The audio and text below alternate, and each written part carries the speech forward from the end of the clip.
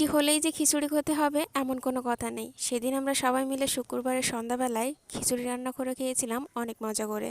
চলো আজকে সেটাই তোমাদের সাথে শেয়ার করব। আমি যেহেতু মেসে থাকি আর মেসে আমি একা না, অনেকগুলো মেয়ে থাকে। প্রতি শুক্রবার ভাবি যে সন্ধ্যাবেলায় সবাই মিলে একসাথে বসে কিছু না কিছু রান্না করে খাবো। কখনো তো ফুচকা তৈরি করে খাই, কখনো বা ঝালমুড়ি, আবার কখনো বা নুডলস রান্না করে খাই। তবে আজকে ছিল খিচুড়ি। খিচুড়ি রান্না করার জন্য আমরা মাংসটা সবাই মিলে টাকা তুলে বাইরে থেকে কিনে নিয়ে এসেছিলাম, আর বাকি সবাই সবার কাছ থেকে সবকিছু তুলেছিলাম। এই যে আমরা ছোটবেলায় চড়ুইভাতি করার সময় সবার বাড়ি থেকে আলু, পেঁয়াজ, রসুন, ঝাল, মরিচ এগুলো নিয়ে আসতাম না, সেগুলো সেরকম সব কিছুই তুলে আমরা এখন যাব সন্ধ্যার সময় খিচুড়ি রান্না করতে। সবাই মিলে একসাথে তো কোটা কাটা সব কিছুই করে নিল। আর সব থেকে বড় কথা ছিল এই কাঠের, সেটা বাড়িওয়ালা আন্টির কাছ থেকে নিয়ে এসেছি। বাড়িওয়ালা আন্টির কাছে চাওয়া মাত্রই দিয়ে দিয়েছে।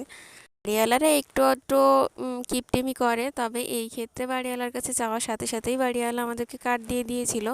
এরপর ছিল মশলা বাটা, চাল ধোয়া, মানে সমস্ত কাজ আমরা সবাই মিলে ভাগ করে নিয়েছিলাম। সবাই ভাগ করে নিয়ে কাজ করছিলাম, গল্প করছিলাম, কেউ কেউ ফোন দেখছিল, কথা বলছিল, মানে সব মিলিয়ে সন্ধ্যাবেলাটা অনেক আনন্দ করে হইচই করে কেটে যায়। এই যে দেখো খিচুড়ির জন্য সব কিছুই কিন্তু রেডি, মানে সব কিছু কুটে কেটে নিয়ে আমরা একদম ছাদের উপর এসেছি রান্না করতে। তো সব থেকে বড় কাজ ছিল এই মাটির উনুনটা ধরানো। বৃষ্টির সময় উনুন তেমন একটা জ্বলতে চায় না, আর এই উনুনে অনেক দিনই রান্না করা হয় না, তাই উনুনটা কিছুতেই জ্বলছিল না। কাঠগুলোও একটু ভিজে ভিজে ছিল। যেহেতু এখন বর্ষার সময় কাঠের উনুন তেমন একটা ভালোভাবে জ্বলতে চায় না, তবে অনেকটাই বেগ পেতে হয়েছিল এই উনুন জ্বালাতে। এই যে দেখো আমাদের উনুন তো চলে গিয়েছে। এখন হচ্ছে আমাদের রাঁধুনি হিসেবে আমাদের ম্যাচের সব থেকে ছোট বোন, মানে যে সবার ভিতরে ছোট, সেই ছিল রাঁধুনি।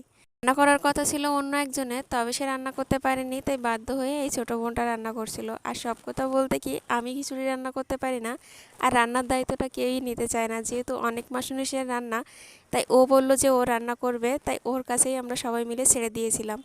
দেখো রান্না ভালো হোক বা খারাপ হোক সেটা বড় কথা নয়, সবাই মিলে যে আনন্দ করে এই রান্নাটা করছি এটাই অনেক বড় কথা।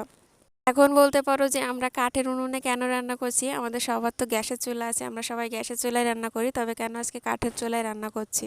9-10 জন ছিলাম আমরা মেসে, তো 9-10 জনের খিচুড়ি রান্না অনেকটাই রান্না, মানে অনেক সময় লাগবে।